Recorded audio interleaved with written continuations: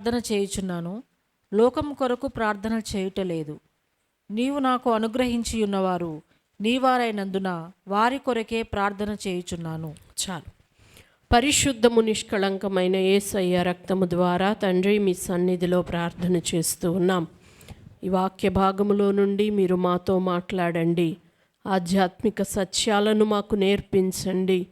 మేమును ప్రార్థించు వారముగా అయ్యా వేటి కొరకు ఎలాగు ప్రార్థించాలో ఎరిగి అలాగున ప్రార్థించు వారిగా, జవాబు పొందుకొని వారిగా కృపిమ్మని యేసునామములో అడుగుచున్నాము తండ్రి. ఆమేన్. యేసు ప్రభుల వారు ఇక తాను శిలువ మరణం పొందబోయే చివరి గడియలలో చేసిన తన శిష్యులందరి కొరకు చేసిన ప్రార్థన ఇది. ఇక్కడ ఆయన ఏమంటున్నారంటే, నేను వారి కొరకు ప్రార్థన చేయుచున్నాను, లోకం కొరకు ప్రార్థన చేయటం లేదు. నీవు నాకు అనుగ్రహించి ఉన్నవారు నీవారైనందున వారి కొరకే ప్రార్థన చేయుచున్నాను. అంటే శిష్యుల కొరకే యేసుక్రీస్తు చేస్తున్న ప్రార్థన. మనం శిష్యులమే కదండి. ఆయన నామమందు విశ్వాసం ఉంచాము. లోకాన్ని, లోక పద్ధతుల్ని, లోక ఆచారాలని, సహవాసాలని వదిలివేసి ఆయనను అనుసరిస్తూ ఉన్న మనమందరము కూడా ఆయన శిష్యులమేను. అయితే మన కొరకు ఆయన శరీరధారిగా ఉన్నప్పుడు చేసిన ప్రార్థన, తన తండ్రికి చేసిన ప్రార్థనలో మనం కొన్ని విషయాలు ఇది నానా నేర్చుకుందామండి. 11వ వచనాన్ని మనం చూసినట్లయితే, నేనికను లోకములో ఉండను గాని వీరు లోకములో ఉన్నారు, నేను నీ యొద్దకు వచ్చుచున్నాను. పరిశుద్ధుడవైన తండ్రి, మనము ఏకమై ఉన్నలాగున వారును ఏకమై ఉండునట్లు నీవు నాకు అనుగ్రహించిన నీ నామమందు వారిని కాపాడుము. శిష్యుల కొరకు చేసిన ప్రార్థన ఏంటి అనంటే, ఆయన నామమందు వారు ఏకమై ఉండునట్లుగా కాపాడబడాలి అని చెప్పి ప్రార్థన చేశారండి. మొట్టమొదట శిష్యుల కొరకు, క్రైస్తవ సహోదరి సహోదరుల కొరకు చేయవలసిన ప్రార్థన ఏంటి అనంటే, వారు కాపాడబడాలి, ఆయన నామమందు ఏకమై ఉండునట్లుగా కాపాడబడాలి. అంటే దేవుడు సహవాసానికి, ఐకమత్యంగా కలిసి ఉండడానికి ఎంత ఎక్కువ ఇంపార్టెన్స్ ఇస్తున్నాడు అనేది మనం అర్థం చేసుకోవాలండి. మనందరికీ తెలుసు, సహోదరులు ఐక్యత కలిగి ఉండి నివసించుట ఎంత మేలు, ఎంత మనోహరం అని చెప్పి 133వ కీర్తనలోనే దావీదు భక్తుడు చెప్పడాన్ని మనం చూస్తూ ఉన్నాం. అంటే యేసు రక్తములో కడుగబడి, యేసు రక్తములో కొనబడిన మనందరము కూడా సహోదరి సహోదరులమే.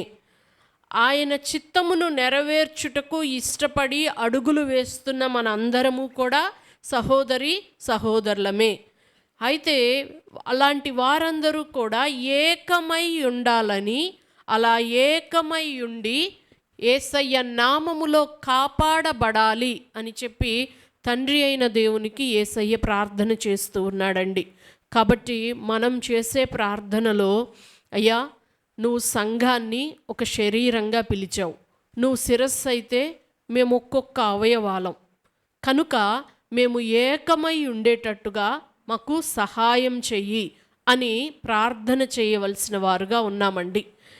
దేవుని చిత్తానుసారమైన ప్రార్థన చెయ్యాలి అని ఆశ ఉన్నట్లయితే ఇవన్నీ కూడా మనము అర్థం చేసుకోవాలి. దాని తరువాత 15వ వచనంలో ఆయన మరలా అంటాడు, నీవు లోకములో నుండి వారిని తీసుకొని పొమ్మని నేను ప్రార్థించుట లేదు గాని దుష్టుని నుండి వారిని కాపాడుమని ప్రార్థించుచున్నాను.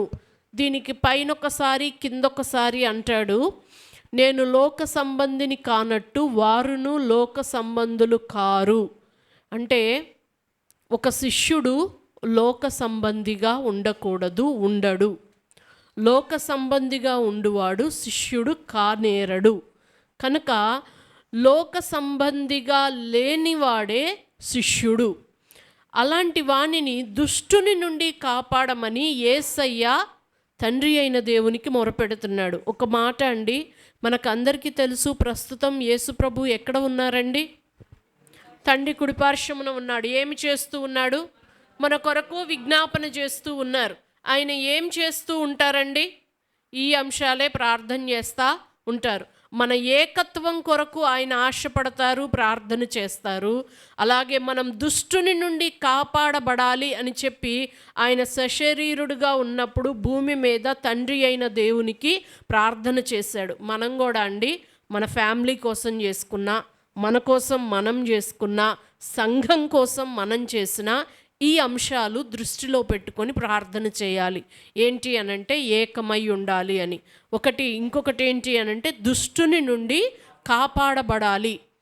ఎందుకు అనంటే మనం అసలు వీళ్ళు ఇలాగున చేస్తారు అని ఊహించలేని రీతిలో కొంతమంది కొన్ని తప్పిదాలలో చిక్కుబడిపోతూ ఉంటారు కదండి. కాబట్టి అటువంటి పరిస్థితులు మన ఇంటి వారికి కానీ మన సహోదరులకు కానీ కలుగకుండా వారు దుష్టుని ఆ యొక్క పన్నాగాల నుండి తప్పించబడాలి అని చెప్పి ఖచ్చితంగా మనం ప్రార్థన చేయాలి. యేసుప్రభుల వారు ఆ యొక్క యోహాను శిష్యులకు ప్రార్థన నేర్పించమన్నట్టు మాకు కూడా ప్రార్థన నేర్పించమని శిష్యులు అడిగితే చేసిన ప్రార్థనలో కూడా దుష్టుని నుండి కాపాడమని, తప్పించమని చేశారు. కాబట్టి మనం కూడా ఖచ్చితంగా ప్రార్థన చేయవలసి ఉన్నామండి. ఇంకా దాని తరువాత 17వ వచనాన్ని మనం చూసినట్లయితే, సత్యమందు వారిని ప్రతిష్ఠ చేయుము, నీ వాక్యమే సత్యము, నీవు నన్ను లోకమునకు పంపిన ప్రకారము నేనును వారికి లోకమునకు పంపితిని, వారును సత్యమందు ప్రతిష్ఠ చేయబడునట్లు వారి కొరకై నన్ను ప్రతిష్ఠ చేసుకొనుచున్నాను. ఇక్కడ ఆయన ఇంకా ఏమని ప్రార్థన చేస్తున్నారంటే, సత్యమందు వారిని ప్రతిష్ఠ చేయుము అని చెప్పి ప్రార్థన చేస్తూ ఉన్నారండి. ప్రతిష్ఠ చేయడం అంటే కదల్చబడకుండా దానిలో స్థిరంగా ఉండడాన్ని, ఇక దాని కొరకే నిర్దేశించబడడాన్ని ప్రతిష్ఠ చేయడం అంటారు కదండి. గుడి ప్రతిష్ఠ చేస్తున్నామని అంటారు, చర్చ్ డెడికేషన్, చర్చి గుడి ప్రతిష్ఠ అంటే అర్థం ఏంటంటే అది దేవుని ప్రార్థనా మందిరంగా ఉండేటట్లు, వాక్యం ధ్యానించే స్థలంగా ఉండేటట్లు, అలాగుననే దేవునికి సంబంధించిన కార్యములే అందులో జరుగుట కొరకై దానిని మనం స్థిరంగా నిర్ణయించి చేయడాన్ని ప్రతిష్ఠ చేయడం అని చెప్పి అంటాం కదండి. అలాగుననే ఇక్కడ యేసుప్రభుల వారు ఆయన శిష్యుల గురించి ఏమని ప్రార్థన చేస్తున్నారంటే, అయ్యా సత్యమందు వారిని ప్రతిష్ఠ చేయి, నీ వాక్యమే సత్యం, నీ వాక్య సారాంశమే సత్యం. కాబట్టి మనం కదలకుండా స్థిరంగా నిలబడవలసింది మన వాక్యంలోనమాట. తండ్రి అయిన దేవునికి యేసయ్య మన విషయమై ఇలాగున ప్రార్థన చేస్తూ ఉన్నారు. అంటే మన జీవితంలో ఏదైనా ఒక నిర్ణయం చేస్తున్నామంటే వాక్యం దానికి వ్యతిరేకంగా ఉండకూడదు, వాక్యం దానికి సరిపోయేదిగానే ఉండాలి. మన జీవితంలో మనం ఏమి నిర్ణయం చేస్తున్నామోన్నా ఇది మాత్రం మైండ్లో పెట్టుకోవాలండి. వాక్యానికి వ్యతిరేకమైన నిర్ణయాలు కానీ పనులు కానీ మన జీవితంలో జరగకూడదు. చాలా ప్రాముఖ్యమైన విషయాల్లో మరి ఎక్కువ శ్రద్ధ కలిగి ఉండాలండి. ప్రాముఖ్యమైన విషయాలంటే పిల్లల వివాహాలు, అలాగుననే మనం చేసుకునే ఏదైనా సరే నిర్ణయాల్లో ఖచ్చితంగా దేవుని వాక్యానికి ప్రాముఖ్యత కలిగి ఉండాలి. కాబట్టి అయ్యా నీ వాక్యంలో మమ్మల్ని ప్రతిష్ఠ చేయండి అని చెప్పి మనం కూడా ప్రార్థన చేసుకోవాల్సి ఉంటుందండి. ఎందుకంటే ఒక్కొక్కసారి మన తెలివి, మన జ్ఞానం అనిపిస్తుంది ఏం కాదులే, మనం దీన్ని మేనేజ్ చేసుకోగలుగుతాం, వాక్యం చెప్పినట్టుగా చెయ్యకపోయినా సరే మనం దీన్ని మేనేజ్ చేయగలుగుతాం అని చెప్పి అనుకుంటామండి. ఇక్కడ బైబిల్లో ఏమని ఉంటుంది అనంటే, నేను జ్ఞానిని కదా అని చెప్పి అనుకోవద్దు. ఆయన యందు భయం కలిగి చెడుతనాన్ని విసర్జించు అని సామెతల 3లో చెప్తారనమాట. సొలొమోను జీవితంలో అదే జరిగింది. సొలొమోను నేను జ్ఞానిని కదా, ఐ కెన్ మేనేజ్ అనుకున్నాడు. ఎంతమంది అన్య స్త్రీలను వివాహం చేసుకున్నాడండి. అతడు వృద్ధుడైన తర్వాత వారు అతని హృదయాన్ని త్రిప్పివేశారు కదండి. అంటే మనం అనుకుంటాము సొలొమోనుకు మించిన జ్ఞానం కలిగిన వారు ఎవ్వరు కూడా లేరు. అంటే మన తెలివితో మన జ్ఞానంతో వాక్యానికి మించి ఏమైనా నిర్ణయాలు చేస్తే గనక దాని ఫలితాన్ని జీవితంలో ఖచ్చితంగా అనుభవిస్తాం. అలాంటిది జరగకుండా ఉండడం కొరకే ఇక్కడ దేవుడు చెప్తున్నాడు, వాక్యమందు ప్రతిష్ఠ చేయబడాలి అన్న ప్రార్థన మన జీవితంలో ఉండాలి. ఇంకా అక్కడ ఆయన ఏమంటారంటే, వారు సత్యమందు ప్రతిష్ఠ చేయబడినట్లుగా నన్ను నేను ప్రతిష్ఠించుకొనుచున్నాను అని అంటాడు కదండి. మనం జీవితంలో ఒక 45 సంవత్సరాలు వచ్చి 50 సంవత్సరాలు వచ్చి ఎన్నో సొంత తెలివితేటలు ఉపయోగించి సొంత ప్రయత్నాలు చేసి బాగా దెబ్బలు తిని తన్నులు తిని ఈ ఏజ్కి వచ్చిన తర్వాత బాబోయ్ వాక్యంలో ఎలా ఉందో అలా చేస్తే ఉత్తమము, అంతకు మించి ఏం చేసినా సరే చివరికి అది దుఃఖం బాధ నష్టం తప్పనిచ్చి మరి ఏమీ కలగదు అని మనం తెలుసుకుని మన పిల్లలకు చెప్పాలని చూస్తూ ఉంటే అండి, అప్పుడు ఎలా ఉంటుంది అనంటే, అలా జరగాలి అంటే ముందు మనం సత్యమందు ప్రతిష్ఠ చేయబడాలి. ఆయన ఏమన్నాడు, వాళ్ళు సత్యమందు ప్రతిష్ఠ చేయబడినట్లు నన్ను నేను ప్రతిష్ఠించుకొనుచున్నాను అని అంటారంటే, ఏదో ఆ సామెత చెప్తారుగా, మొన్న కూడా అన్నారు పాస్టర్ గారు, ఏంటి ఆవంట చేలో మేస్తే దూడ గట్టున మేస్తుందా అని చెప్పి ముందు ఇంట్లో పెద్దవాళ్ళు 100% వాక్యానికి లోబడి ఉన్నారు అన్నది గమనిస్తా చూస్తూ ఉంటేనే పిల్లలు కూడా చేస్తారు. మనం సత్యమందు ప్రతిష్ఠించబడితేనే వాళ్ళు కూడా ప్రతిష్ఠించబడతాడు. యేసయ్య అంతటి ఆయనే ఆయన శిష్యులు సత్యమందు ప్రతిష్ఠించబడినట్లు తనను తాను సత్యమందు ప్రతిష్ఠించుకున్నాడు కదండి. కాబట్టి మన పిల్లలు వాక్యం మీద కట్టబడాలి అంటే మనం వాక్యం మీద కట్టబడాలి, లేకపోతే అది జరగదు. ఇక్కడ ఈ విషయాన్ని కూడా ఆయన ప్రార్థన చేయడం మనం చూస్తున్నామండి. ఇంకా దాని తరువాత 21వ వచనాన్ని మనం చూసినట్లయితే, తండ్రి నా యందు నీవును నీ యందు నేనును ఉన్నలాగున వారును మన యందు ఏకమై ఉండవలనని వారి కొరకు మాత్రము నేను ప్రార్థించటలేదు. వారి వాక్యము వలన నా యందు విశ్వాసముంచు వారందరూ ఏకమై ఉండవలనని వారి కొరకును ప్రార్థించుచున్నాను. చాలండి. ఇక్కడ యేసుక్రీస్తు తండ్రి యందు యేసుక్రీస్తు ఎలా ఇద్దరూ కూడా ఏకమై ఉన్నారో అలాగున వీళ్ళు ఏకమై ఉండాలని మొదట చేశాడు ప్రార్థన. అంత మాత్రమే కాదు కానీ వీళ్ళు మనతో కూడా ఏకమై ఉండాలి. అంతేకాదు కానీ వీళ్ళ ద్వారా నేను చెప్పిన వాక్యాన్ని విని రాబోయే దినాల్లో మారు మనసు పొందుతారు చూశారు, వాళ్ళు కూడా అలా ఏకమై ఉండాలి. ఒకటి, అందరూ కలిసి ఏకంగా ఉండాలి. 2, వాళ్ళు దేవునితో కూడా ఏకమై ఉండాలి. ఈ 2 విషయాలు కూడా, మొట్టమొదట వాళ్ళందరూ కూడా ఏకమై ఉండునట్టుగా నీ నామమందు కాపాడు అని ప్రార్థన చేశాడు. 2, నువ్వు నేను ఏకమై ఉన్నలాగున వారు కూడా మన యందు ఏకమై ఉండాలని కేవలం వాళ్ళ కొరకే ప్రార్థన చేయటం లేదు కానీ వాళ్ళు చెప్పిన నీ వాక్యాలు విన్నవాళ్ళు కూడా అలా ఏకమై ఉండాలని నేను ప్రార్థన చేస్తున్నాను. అంటే ఏంటంటే రాబోయే జనరేషన్స్కి కూడా సరిపోయే ప్రార్థన యేసు ప్రభువారు చివరిగా చేశారన్నమాట. ఇది ఎలాగూ అనంటే, రేపు నా శిష్యులు పేతురు, రేపు నా శిష్యులు పౌలు గారు, యాకోబు, యోహాను, వీళ్ళందరూ కూడా నేను వాళ్ళకి ఇచ్చిన మాటలు చెప్తారు కదా, ఆ మాటలు విని నీ యందు విశ్వాసంలోనికి వచ్చిన వాళ్ళందరూ కూడా నా యందు నీ యందు వారు అందరూ కూడా ఏకమై ఉండాలి అని చెప్పి ఆయన ప్రార్థన చేయడాన్ని మనం గమనిస్తూ ఉన్నామండి.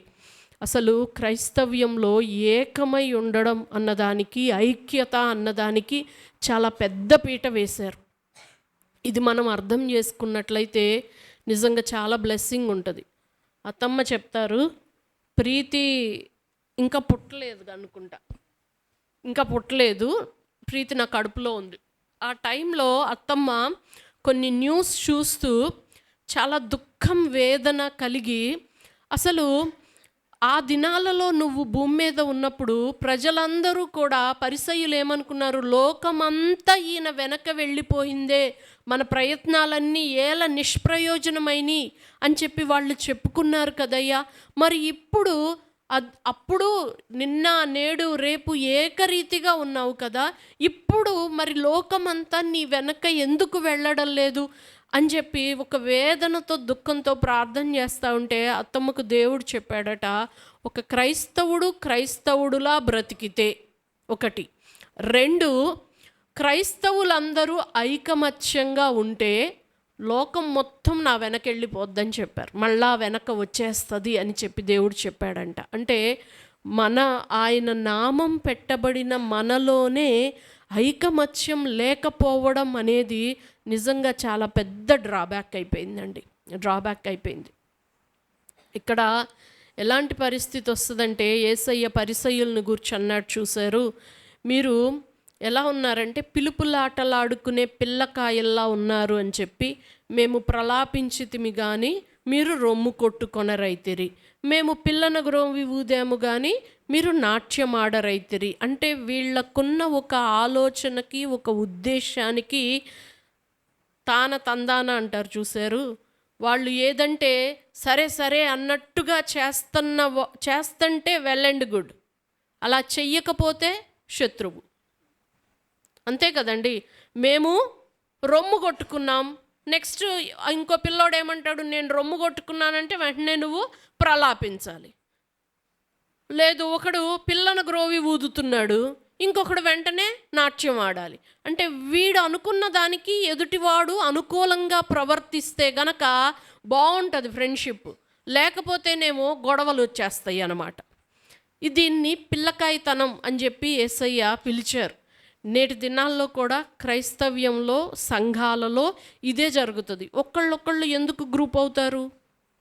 నేను మన పిల్లల్ని కూడా చూస్తూ ఉంటాను కదా, భలే తొందరగా ఈరోజు ఈ ఇద్దరు ఫ్రెండ్షిప్ చేస్తారు, రేపు ఇంకో ఇద్దరు ఫ్రెండ్షిప్ చేస్తారు, ఎల్లుండి వీళ్ళు కలిసి ఫ్రెండ్షిప్ చేస్తూ ఉంటారు కదండి. పిల్లకాయల్ని చూసే ఉండుంటారు కదా మీరు, వాళ్ళ ఫ్రెండ్షిప్. ఈరోజు వాళ్ళు అనుకున్న దానికి వీడు అనుకున్న దానికి సెట్ అయితే ఆట, ఈరోజు దోస్తులు అనమాట, భుజాల మీద చేతులు వేసుకొని సగం చాక్లెట్ వీడు, సగం చాక్లెట్ వాడు తింటాడు. రేపు వీడు ఆడదామన్న ఆట వాడు ఆడకపోతే వీడు దోస్తులు కాదు, ఇంకొకటితో కలిసి వీడిని అందామని చూస్తూ ఉంటారు కదా. ఇవన్నీ పిలుపులాటలాడుకునే పిల్లకాయతనంలాగా ఉంటాయండి. ఇలాగా కాకుండా భిన్నాభిప్రాయాలు కలిగిన వారిని కూడా మనం గౌరవించగలిగితే, అలాగుననే ఒక దేహంలో ఎలాగైతే భిన్నమైన అవయవాలు ఉంటాయో అలాగుననే సంఘంలో చాలామంది భిన్నంగా ఉంటారు. అందరూ గొప్పగా ప్రార్థన చేయకపోవచ్చు, కానీ ఒకానొక టైం వస్తే వాళ్ళు కొన్ని పరిస్థితులకు నిలబడతారు కదండి. అంటే కొన్ని పనులను బట్టే, అంటే మనలాగా చేస్తేనే భక్తి కలిగిన వాళ్ళు అని చెప్పి అనుకోకూడదు. అన్ని వేళ్ళు ఒకలా ఉండవు, అన్ని అవయవాలకి ఒకటే పని కూడా ఉండదు. కొంతమంది పరిచర్యలో బాగా ఉంటారు, కొంతమంది పాటలు పాడడంలో బాగా ఉంటారు, కొంతమంది ప్రార్థనలో బాగా ఉంటారు, కొంతమంది వాక్యంలో బాగా ఉంటారు, కొంతమంది కౌన్సిలింగ్ ఇవ్వడంలో బాగా ఉంటారు, కొంతమంది సహోదరులను నడిపించడంలో చాలా నంబర్ వన్నుల్లా ఉంటారు. కాబట్టి వాళ్ళలాగానే మనలాగా వాళ్ళు లేనందుకు వాళ్ళని ఎవరిని మనం తృణీకరించకూడదు కదండి. అసలు ఈ ఐకమత్యం, ఏకంగా కలిసి ఉండడం అనే దాన్ని సాధన చేయాలి. పాస్టర్ గారు నిజంగా అప్పుడు ఆత్మ సంబంధము, శరీర బంధము అనేది ఒకటి చెప్పారు. నిజంగా నేను చాలా నేర్చుకున్నా. ఏమని చెప్పారంటే, ఇంట్లో భార్య, భర్త, అన్న, తమ్ముడు, అక్క, చెల్లి, పిల్లలు తిట్టుకుంటూ ఉంటారు, గొడవ పడుతూ ఉంటారు, కానీ విడిపోరు, మంచిగా కలిసి ఉంటారు, చాలా బాగుంటారు. కానీ అదే చర్చిలోకి వచ్చేటప్పటికి సహోదరుడు సహోదరి అంటారు, కానీ మళ్ళా అలాగున కలవరు. అంటే ఎందుకు ఇలాగున? మనం ఏ బంధానికి ఎంత విలువిస్తున్నాం కదా? అంటే ఐకమత్యం, ఏకంగా కలిసి ఉండడం అన్నదానికి దేవుడు చాలా ఇంపార్టెన్స్ ఇస్తున్నాడండి. దేవుణ్ణి మనం ప్రేమిస్తే దేవుడు దేన్ని ఇంపార్టెంట్గా ఎంచుతున్నాడో దాన్ని మనం కూడా ఇంపార్టెంట్గా ఎంచుతాం. ఈయన ఎంతలాగా ఏకమై ఉండడం గురించి ఫస్ట్ అంశం కింద ఏకమై ఉండాలని ప్రార్థన చేస్తున్నాడు. ఈ అంశానికి వచ్చేటప్పటికి మరలా వీళ్ళే కాదు, రాబోయే తరాలు అంటే ఈ బైబిల్లో యోహాను సువార్త చదివిన వాళ్ళందరూ కూడాను ఏకమై ఉండాలి. దాన్ని విశ్వసించిన వాళ్ళందరూ కూడా ఏకమై ఉండాలి కదండి. అదే కదా యేసుప్రభుల వారు చేస్తున్న ప్రార్థన. ఇంకా మనం అక్కడ గమనించినట్లయితే అండి, ఆయన అంటాడు,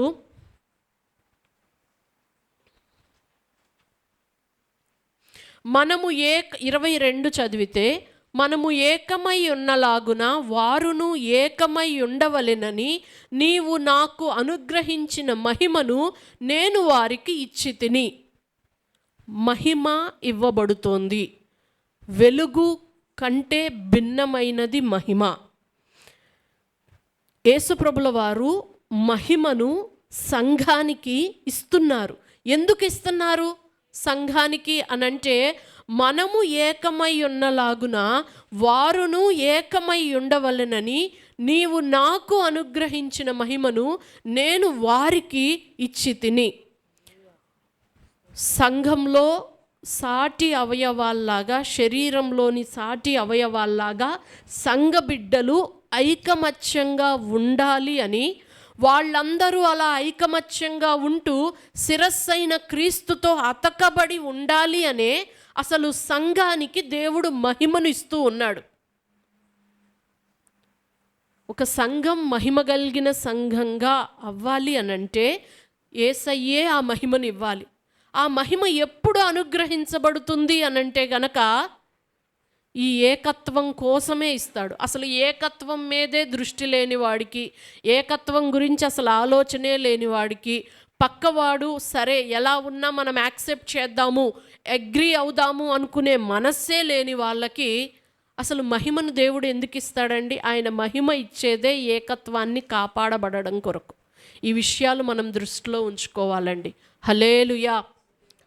ఇంకా 23లో అంటారు, వారి యందు నేనును నా యందు నీవును ఉండుట వలన వారు సంపూర్ణులుగా చేయబడి ఏకముగా ఉన్నందున నీవు నన్ను పంపితివనియు. సంపూర్ణులు ఏకముగా ఉండడం. సంపూర్ణత రావాలి అంటే ఐకమత్యము, ఏకంగా ఉండడం కూడా చాలా ప్రాముఖ్యమైంది. క్రీస్తుకు కలిగిన సంపూర్ణతకు సమానమైన సంపూర్ణత మనకు రావాలి అంటే ఈ ఏకమై ఉండడం అనేది కూడా చాలా అవసరమైంది. తండ్రిలో యేసయ్య, యేసయ్యలో తండ్రి ఎలా ఏకమై ఉన్నారో మనము అన్యోన్య సహవాసం యేసయ్యతో చేస్తూ వాక్యంను మనతో పాటు వింటున్న వాళ్ళతో సహవాసం కలిగి ఉంటేనే, ఏకంగా ఉంటేనే మనం మహిమ వస్తుంది, సంపూర్ణులుగా కూడా మలచబడతాము అండి. ఈ విషయం మనము గ్రహించాలి.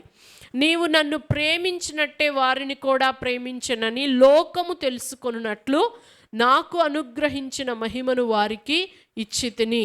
అంటే తండ్రి అయిన దేవుడు యేసయ్యను ఎంత ప్రేమించాడో మనల్ని కూడా అంతగా ప్రేమిస్తున్నాడు అన్న విషయం లోకం గ్రహించడానికి కూడా ఆయన మహిమను ఇస్తూ ఉన్నాడండి. ఇంకా 24లో అంటాడు, నేనెక్కడ ఉందునో అక్కడ నీవు నాకు అనుగ్రహించిన వారును నాతో కూడా ఉండవలెనని, నీవు నాకు అనుగ్రహించిన నా మహిమను వారు చూడవలనని కోరుచున్నానంటే, నేనెక్కడుంటానో నీవు నాకు అనుగ్రహించిన వారు కూడా అక్కడ ఉండాలి అన్న ప్రార్థన కూడా చేస్తూ ఉన్నారండి యేసయ్య. అంటే యేసయ్య పరలోకంలో తండ్రి కుడిపార్శ్వమున సింహాసనమందు కూర్చున్నారు. ఇది మనకు తెలుసు, వాక్యం ద్వారా మనం తెలుసుకుంటున్నాం, విశ్వసిస్తున్నాం, ప్రార్థన చేస్తూ ఉన్నాం. మనకు అసలు ధైర్యం ఏంటి ప్రార్థన చేయడానికి అంటే, మనల్ని కొన్నవాడు, ఆయన రక్తం ఇచ్చి మన పాపమును కడిగినవాడు, మన పక్షముగా ఉన్నవాడు, మన ప్రధాన యాజకుడు తండ్రి అయిన దేవుని దగ్గర మన పక్షంగా ఉన్నాడు అన్న ధైర్యమే అసలు ఇలా ప్రార్థనలు చేయడానికి కారణం కదండి. అయితే ఆయన అంటున్నాడు, అయ్యా వాళ్ళు అలా ప్రార్థన చేయడం, నేను ఇక్కడ ఉండి వాళ్ళ కోసం విజ్ఞాపన చేయడం, వాళ్ళు అంగీకరించబడడం ఇంతవరకే కాదు. నువ్వు నాకు ఇచ్చిన వాళ్ళు నేనెక్కడ ఉన్నానో వాళ్ళు కూడా అక్కడ ఉండాలి. అంటే నాతో పాటు సింహాసనమందు కూర్చుండబెట్టబడాలి. నిజానికి రక్షణ అనేది సంపూర్ణంగా మనం అనుభవిస్తే, ఆయన విశ్రాంతిని అనుభవిస్తే, ఆయన ముందే చెప్తున్నాడు, ఆయన మనలను అలాగున కూర్చుండబెట్టెను అనే ఎఫ్ఎస్సిలో రాయబడడాన్ని మనం గమనిస్తామండి. కాబట్టి ఈ దినాన ఈ విషయాలు మనం ప్రార్థన చేద్దాం. యేసయ్య శిష్యుల కోసం ఏకమై ఉండాలని ప్రార్థన చేస్తూ ఉన్నాడు. దుష్టుని నుండి కాపాడబడాలని ప్రార్థన చేస్తూ ఉన్నాడు. సత్యమందు ప్రతిష్ఠ చేయబడాలని ప్రార్థన చేస్తూ ఉన్నాడు. అలాగుననే వారు చెప్పిన వాక్యాన్ని విని విశ్వసించిన వారందరూ కూడా ఏకమై ఉండాలి అని చెప్పి ప్రార్థన చేస్తూ ఉన్నారు. అలాగుననే నేను ఎక్కడ ఉంటున్నానో అలాగుననే నా యందు విశ్వసించిన వాళ్ళందరూ కూడా అక్కడ ఉండాలి. అంటే ఈ భూమి మీద ఉన్నప్పుడు దుష్టుని నుండి కాపాడబడాలి, ఈ భూమి మీద ఉన్నప్పుడు మనం సత్యమందు ప్రతిష్ఠించబడాలి, ఈ భూమి మీద ఉన్నప్పుడు మనం ఐకమత్యం కలిగి ఉండాలి. దాని తరువాత ఆయనతో పాటుగా మనము ఉండాలి. కాబట్టి ఈ విషయాల గురించి మనం దేవుని సన్నిధిలో ప్రార్థన చేద్దామండి. ముఖ్యంగా మన పిల్లలు కూడా సత్యమందు ప్రతిష్ఠ చేయబడాలంటే మనల్ని మనం ప్రతిష్ఠించుకోవాలి. లేకుండా ఉట్టుట్టి మాటలు చెప్తే వాళ్ళు వాక్యంలోనికి రారు అన్న విషయాన్ని మనం గ్రహించుకుందాం. దేవుడట్టి కృపతో మనల్ని నింపి నడిపించునుగాక. ఆమెన్. ప్రార్థన చేసుకుందాం.